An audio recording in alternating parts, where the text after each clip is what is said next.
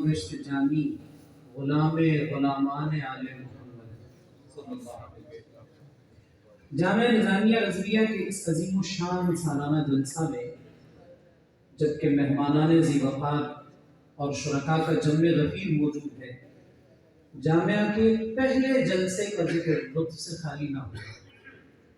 1956 میں ہونے والے پہلے 3 روزہ جلسے اور آج کے اس اجتماع کا تقابل کچھ یوں ہے۔ جامعہ کا پہلا جلسہ تعارف کرانے کے لیے منعقد ہوا تھا، اور آج کا یہ جلسہ اس سال میں جامعہ کے مختلف شعبوں سے فراغت پانے والے 344 فضلاء کے سروں پر دستار فضیلت سجانے کے لیے انعقاد پذیر ہے۔ پہلی تقریب بانی جامعہ شارح بخاری علامہ غلام رسول رضوی علیہ الرحمہ کی میزبانی میں منعقد ہوئی تھی، جبکہ آج کے میزبان جانشین مفتی اعظم پاکستان مولانا محمد عبد المصطفیٰ ہزاروی مدثر ہیں۔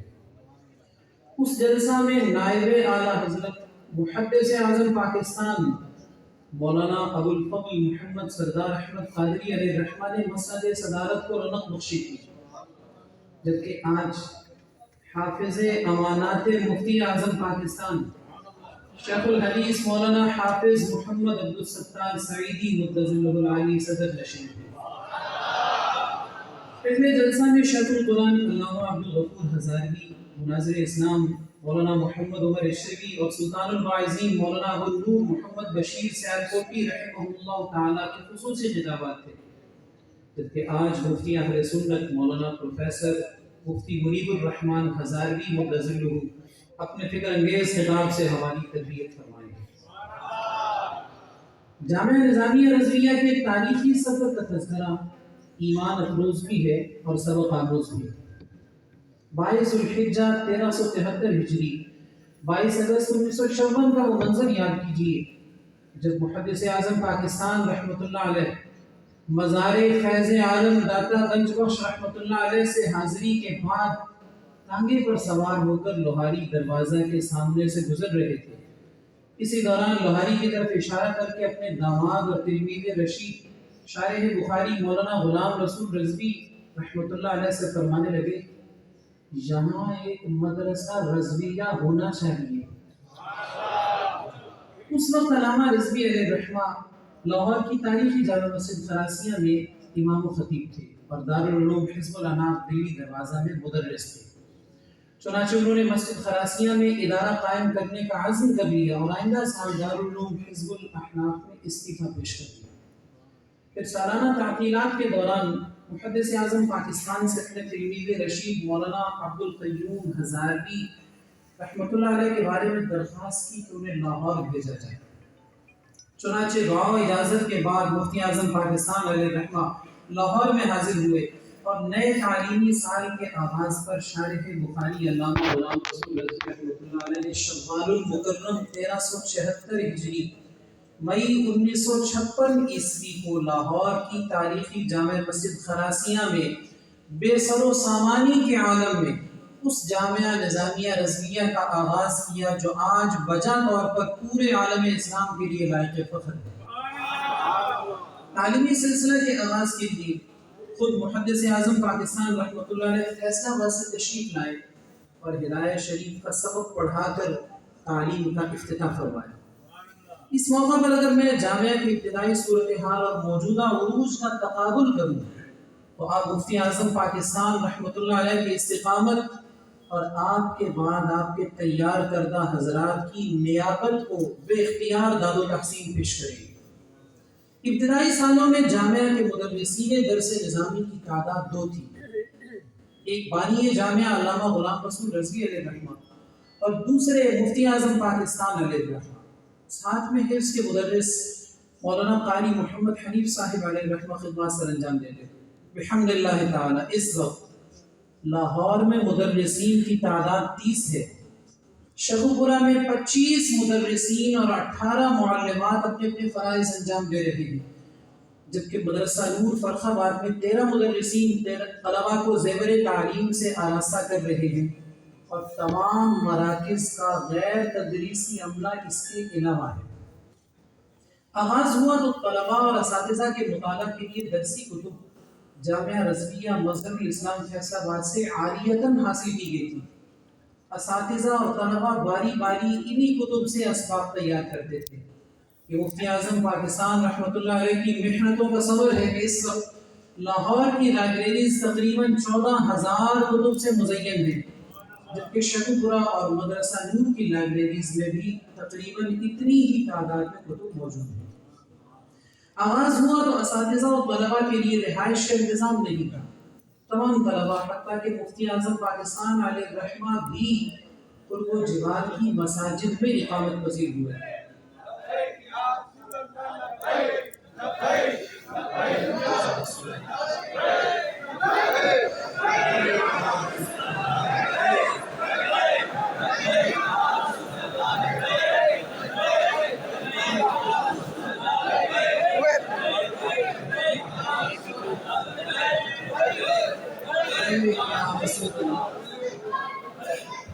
تاجدار ختم نبوت، تاجدار ختم نبوت، تاجدار ختم نبوت، لبیک لبیک لبیک یا رسول اللہ، لبیک، آواز بولنی چاہیے، لبیک لبیک لبیک یا رسول اللہ، لبیک لبیک لبیک یا رسول اللہ، لبیک لبیک لبیک یا رسول اللہ۔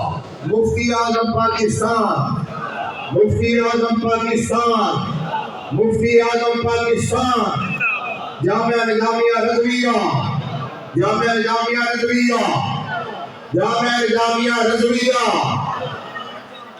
ابھی مقالہ پیش ہوگا، آپ دیکھ رہے ہیں کہ آپ کے سامنے جلوہ افروز ہو چکے، اسی فرما ہو چکے اہل سنت و جماعت کی آبرو اور علم اور دانش کی آبرو، فہم و فراست کی آبرو، محسن اہل سنت، مخدوم اہل سنت۔ بولیے نا، بولیے نا، سبحان اللہ، بولیے۔ زندگی میں مولا کرو، مولا کرو، زندگی میں مانا کرو۔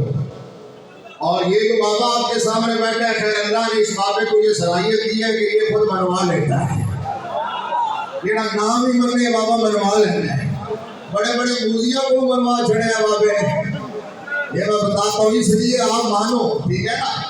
اللہ تبارک و تعالیٰ نے یہ جو صلاحیت عطا کی ہے، حضور مفتی اعظم پاکستان ہمارے مخدوم مفتی محمد عبد القیوم صاحب ہزاروی رحمۃ اللہ علیہ کی خیرت اور حمیت اور جرأت اور استقامت کے جنہوں نے صرف قصے سنے ہیں نا، جنہوں نے ان کو دیکھا نہیں ہے، اگر وہ سارا منظر کسی ایک جگہ یکجا دیکھنا ہے تو موجودہ مفتی اعظم کو دیکھ لو۔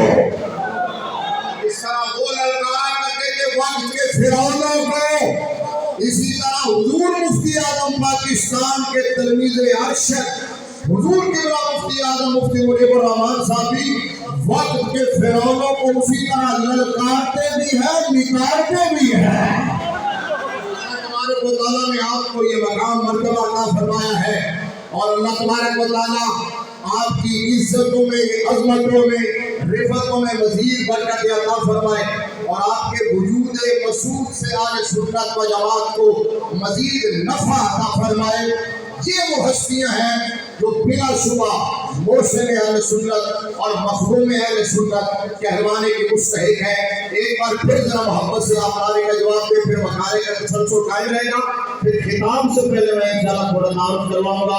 مفتی اعظم پاکستان، یا دونوں ہاتھ اٹھا دیں گا، مفتی اعظم پاکستان، مفتی اعظم پاکستان، مفتی اعظم پاکستان، مفتی اعظم پاکستان، جامعہ نظامیہ رضویہ۔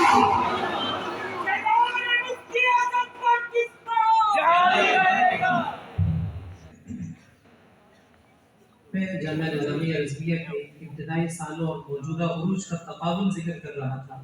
جہاں سے بات ختم کی تھی وہیں شروع کر رہا ہوں۔ آغاز ہوا تو اساتذہ اور طلباء کی رہائش کا انتظام نہیں تھا۔ تمام طلباء حتیٰ کہ مفتی اعظم پاکستان علیہ الرحمہ بھی قرب و جوار کی مساجد میں اقامت پذیر ہوئے۔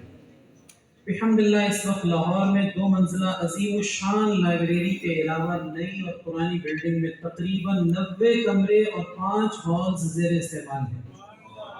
شیخو پورہ میں اس عظیم الشان مسجد کے علاوہ طلباء کے لیے 6 مستقل عمارات ہیں، جن میں 200 کمرے، 6 بڑے ہالز کے ساتھ ساتھ ایک وسیع لائبریری موجود ہے، اور طالبات کے لیے الگ بلڈنگ ہے جس میں تقریباً 30 کمرے اور 2 ہالز ہیں۔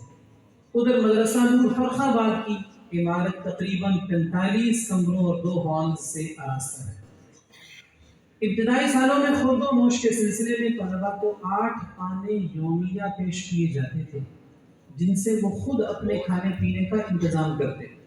پھر ایک عرصہ تک معتمم صاحب کے گھر سے کھانا تیار ہوتا رہا۔ الحمدللہ اس وقت لاہور، شیخو پورہ اور فرخ آباد کے صرف 3 مراکز میں تقریباً 1500 طالبان علم دین کو 3 وقت کا کھانا جامعہ کی طرف سے پیش کیا جاتا ہے۔ یاد رہے کہ یہ اعداد و شمار صرف 3 مراکز کے ہیں۔ نمبر 1 جامعہ نظامیہ رضویہ لاہور، جس کی نگرانی خود جانشین مفتی اعظم پاکستان کرتے ہیں۔ نمبر 2 جامعہ نظامیہ رضویہ شیخو پورہ، جس کی نگرانی جگر گوشہ مفتی اعظم پاکستان مولانا غلام مرتضیٰ ہزاروی صاحب کرتے ہیں۔ اور نمبر 3 مدرسہ نور جامعہ نظامیہ رضویہ فرخ آباد، جس کی نگرانی جگر گوشہ مفتی اعظم پاکستان مولانا محمد عبد المجتبیٰ نصیر ہزاروی صاحب کرتے ہیں۔ مدرسۃ الاسلام حیدرآباد اور لاہور و شیخو پورہ کی تقریباً 45 برانچز کے اعداد و شمار اس کے علاوہ ہیں۔ آج جامعہ نظامیہ رضویہ کی عمارات دعوت نظارہ دے رہی ہے، مگر پہلی اینٹ رکھنے کے لیے بانی جامعہ اور معمار جامعہ علیہ الرحمہ نے جو مشکلات برداشت کی، ان کا تذکرہ کرتے ہوئے کلیجہ منہ کو آتا ہے۔ مسجد خراسیہ میں جامعہ نظامیہ رضویہ کا آغاز ہوا تو مسجد سے متصل باغیچی نہال چند پر قابض و باشوں نے اس جامعہ کو ختم کرنے کے لیے ایڑی چوٹی کا زور لگایا، بے جا مقدمات میں پھنسایا۔ جامعہ کے اساتذہ و طلباء حتیٰ کہ معمار جامعہ مفتی اعظم پاکستان علیہ الرحمہ کو زد و کوب کیا، آوارہ لوگوں سے روزانہ کی بنیاد پر گالیاں دلوائی گئی، قتل تک کی دھمکیاں دی گئی۔ ملک بھی مختلف حالات سے دوچار رہا، مگر لاکھوں سلام ہوں وہ سامنے بیٹھے برد مجاہد مفتی اعظم پاکستان علیہ الرحمہ کو، جو چٹان کی طرح استقامت کے ساتھ ڈٹے رہے۔ بالآخر تقریباً 16 سالہ ابتلاء و آزمائش کے بعد 1972 میں تمام مقدمات کا خاتمہ ہوا، اور 5 جون 1972 کو جامعہ نظامیہ رضویہ لاہور کی نئی عمارت کا سنگ بنیاد رکھا گیا۔ پھر یہ سلسلہ لاہور سے شیخو پورہ اور دیگر برانچز تک پھیلتا گیا، اور اس کی توسیع اب بھی جاری ہے۔ 1956 میں محدث اعظم پاکستان علیہ الرحمہ نے بانی جامعہ علامہ غلام رسول رضوی علیہ الرحمہ سے فرمایا تھا، یہاں ایک مدرسہ رضویہ ہونا چاہیے۔ یقیناً آج محدث اعظم پاکستان علیہ الرحمہ کی روح پرفتوح مسرور ہے کہ ان کے تلمیذ رشید معمار جامعہ مفتی اعظم پاکستان مفتی محمد عبد القیوم ہزاروی اور ان کے جانشینوں نے ان کا یہ خواب پورا کرتے ہوئے جامعہ کو اس نہج تک پہنچایا ہے کہ آج جامعہ نظامیہ رضویہ اور اس کی شاخوں پر پورے عالم اسلام کو فخر ہے، اور جامعہ نظامیہ رضویہ کے باصلاحیت فضلاء دنیا بھر میں اہم دینی مناصب کا فائز ہیں۔ بالخصوص پاکستانی اداروں کی بات کریں تو شاید ہی کوئی ایسا دینی ادارہ ہو جہاں جامعہ کا کوئی فیض یافتہ خدمات دینیہ سر انجام نہ دے رہا ہو۔ اب تک جامعہ نظامیہ رضویہ سے حفظ قرآن مجید کی دولت پانے والوں کی تعداد 2829 ہے۔ تجوید و قرات کی تکمیل کرنے والے خوش نصیب 1787 ہیں، اور درس نظامی مکمل کر کے علماء کی صف میں شامل ہونے والوں کی تعداد 5013 ہے، اور مدرسۃ البنات سے درس نظامی مکمل کرنے والی فاضلات 1036 ہیں۔ جن حضرات نے جامعہ میں کچھ سال پڑھا اور پھر چھوڑ دیا یا کسی دوسرے ادارے میں چلے گئے، وہ ان کے علاوہ ہیں۔